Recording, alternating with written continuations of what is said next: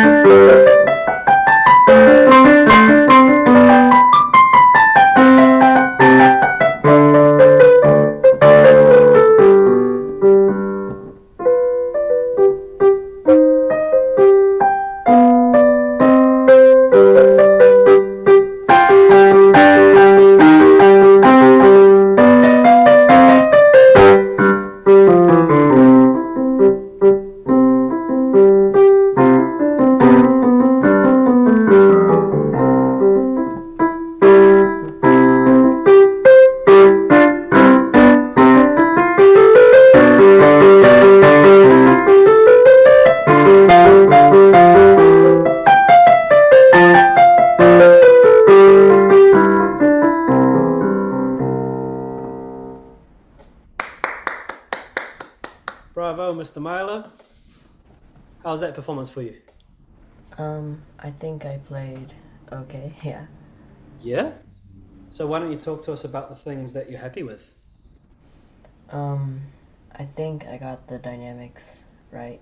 Mm-hmm. Um, and um, no articulation, although there wasn't much. I think I did like the right kind, I guess.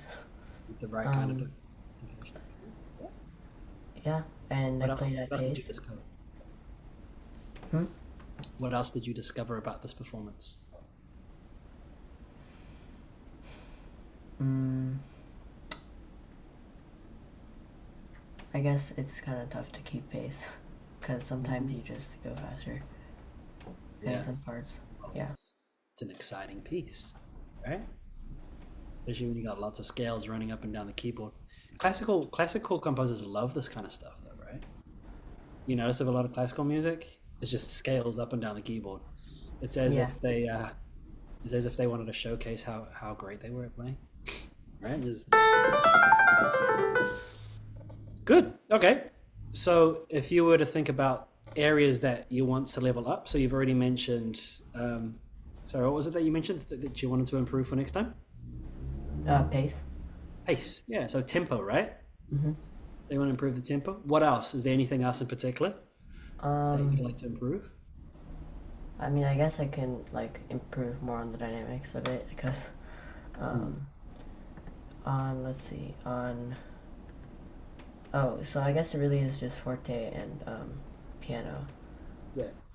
Do you and I think can you really could exaggerate them a bit more? yeah exaggerate. Nice. Yeah. Some good thoughts there, Milo. Sasha, you want to comment on Milo's performance, some things he's doing well, and maybe some ideas he can work on? Um, well, I actually thought that like the tempo was pretty consistent the whole time. Mhm. So yeah. Good. Yeah. All right. Continue. um, I had something else I wanted to say, but I just forgot it. It happens. I think you're Oh just so yeah. blown away by his I really performance. liked how clear it was, like the whole time.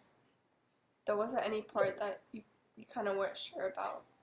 Hmm. It was just like That was good. Yeah, that's the articulation you're talking about, Milo. I yeah, agree, Sasha. I think this was a very clear performance, Milo. It was a very clear performance. If you play around though with just slowing it down a little bit, you will be able to gain more control over your notes and where the music is headed. And then when you create shapes in the music, right, like this, you see how it kind of dips and then it goes back up and then it comes back down. So you can start adding more of your dynamic range, crescendos and decrescendos to that, right? And then when you play these parts over here, right? Always lead into the next measure. So you've got this. Okay? Think about this. If you've got notes that repeat, is it a good idea to play them all the same? Or if you change the way that you play them, which gives it more direction? If you play them the same, or if you change the tone of each one? If you change the tone, it kind of gives, like, moves it forward. Yeah, it's like a good story. It's kind of like a book. Have you ever read a book before and you can't put it down? You're like, just one more page, and then, oh no, just one more page. Yeah, this is one more page, and if you just play everything the same, that's definitely the last page you're ever going to read. All right, you're like, nah, this book is rubbish. But if you go, oh, what does Harry Potter do next? I don't know. I'm just assuming maybe you've read Harry Potter, right? Then and then what happened? And then, oh no, Hermione, what?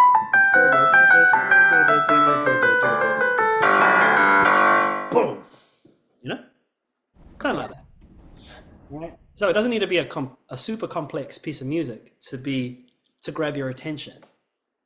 It's how you take the few notes that you're given and you make a very firm decision. This is what I want to do with them. I want to manipulate them slightly, like with dynamics, as you say, or tempo. Yeah.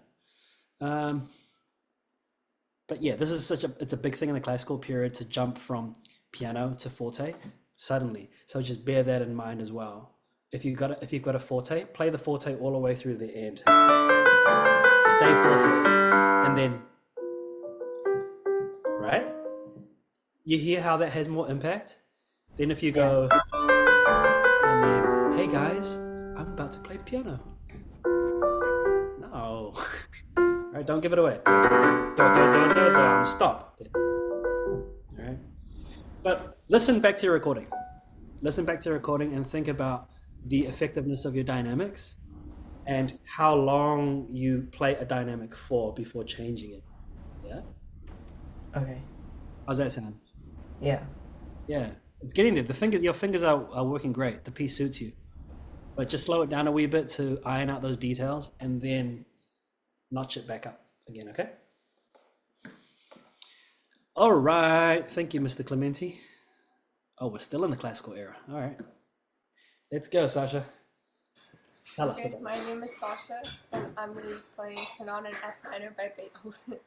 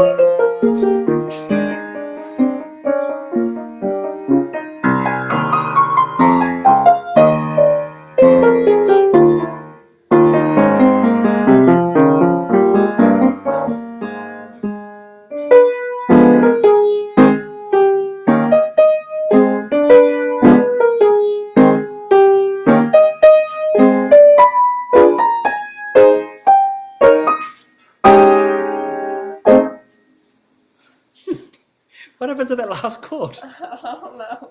Wait, I need to just play that. Try it again. Give me a second, yeah. Yeah. Okay. Wait. There we go. Why do you do it short though? Is there a staccato? No. Well, why are you doing it short? Play it with full value. Go, try it again. Yeah. Dum. Good. Is this your first Beethoven sonata? I don't think so. You've played Beethoven sonatas before? Yeah, but this is like the most difficult one so far. Oh, yeah. This is a big one. This is a big one. So, what are the challenges that you face playing this piece? Um, I feel like just the coordination of some parts of both my hands playing together. Right. Yeah. How are you dealing with that? What are you doing to get more comfortable? Just playing a lot of hands separate. Mm. A lot. Good. Good. First of all, congrats on getting the exposition. That's great. That's a huge, Yeah. and then you perform it in seminar as well, right? Yeah. You can tick that off your box. Like, divine. I go on vacation now. Not. What you need to focus on now is continue the slow practice, continue the separate hand practice. Another thing that you could actually focus on as well is play everything like it's a beautiful, beautiful melody.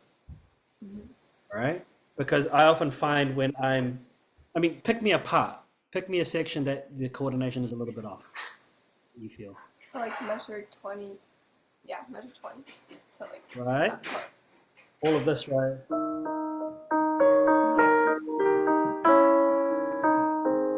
I find actually playing it slower and playing it almost like a beautiful nocturne, right? It's like very melodically. It actually helps the hands to relax. Because if I sit there and try and play the rhythm and all the coordination correctly, I don't know. I feel my hands get a little bit tight. So just play it like it's a slow movement. And even the left hand, give it some breath, give it some life, as opposed to just 1 and 2 and 3 and 4. And you might find by playing it more musically and slowly, the hands gel quicker. All right? Yeah, worth a shot. Let's go to Milo. Milo, what are your thoughts on Sasha's performance? I think Sasha played it well. It was, I guess it was also clear. You could also hear articulation and staccatos and hear the dynamics. Yeah. I think so too. Yeah. Is there any words of advice you want to offer her? Things that she can consider as she continues practicing?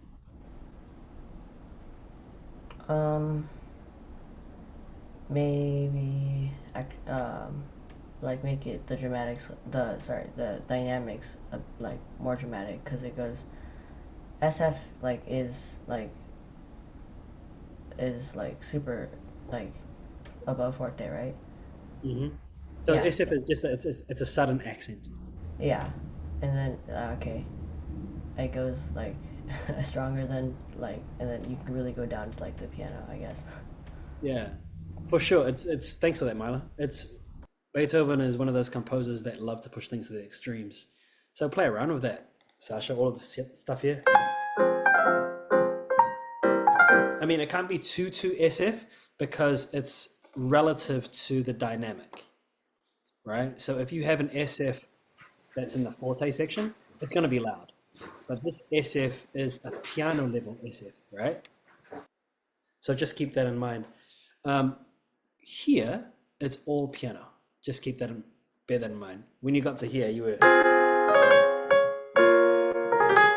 was like, oh, settle down. Yeah. All right. These ones here, these turns, right? Allow your hand to just kind of swing on the keys. You'll notice I don't use so much finger.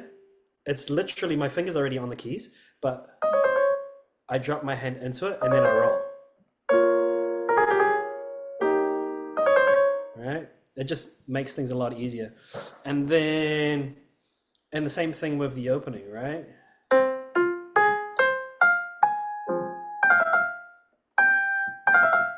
So I can't see your hands at the moment, but use a lot more of the wrist sideways motion for this kind of stuff. And that kind of movement, right? It gives it more rhythmic drive, And also it lessens the tension on one part of the hand because you're always shifting it around, right? That's the one thing. When you play these octaves, right? Just more weight into the keys because he's pretty dramatic there. I love the way that you do this here.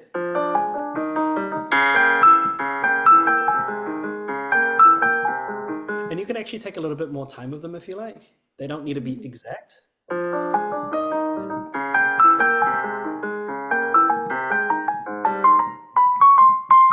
Right? And then really build to the section over here.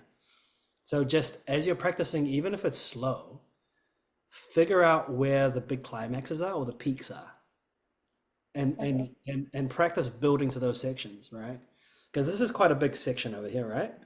This here. And then it's even bigger here.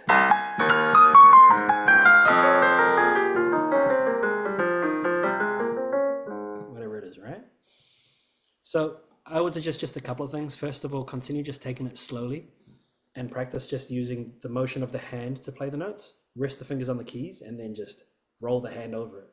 Either lateral movement or up and down movement. Keep an eye out on your dynamics. Like I was saying with Milo, just make sure that you're playing them for the correct duration. So don't jump the gun with the forte, just keep everything quiet. When you're playing things and you're working on coordination, play it slower, play it as beautifully as you can as well. Even if it's just something that's repetitious, right? Really phrase it and give it a sense of line. And then lastly, make sure you know where the music is headed. Like what's the main point Beethoven is trying to achieve? And then hit home. Just circle it so you know, right? Because the last thing you want is to work super hard and then you pass this climax and you're like, man, that climax was weak. Right? Like, oh no, I might just make this one the climax. Yeah, like, nah, you missed the point. There's so much detail to music, right, guys? You can just keep on going on and on. And then if you play this to somebody else, they'll just have other things to say to you. So I guess what I'm trying to say is follow exactly what's on the score. Like you can't go wrong. Just follow, first of all, follow what the composer wants and then figure out how you can best bring it out as easily as possible, right? The more advanced music you play, the more danger there is of hands getting tight. So just always figure out places for your hands to breathe, let go, and then start again. Especially with stuff like this, Sasha, which gets as you get faster and faster, right? Okay, cool. Go ahead and watch this video back so that you guys can take some notes, figure out how to continue improving for next time. But what's the time here? It's 1:20, 1:21 on a Thursday. I'm gonna grab some lunch.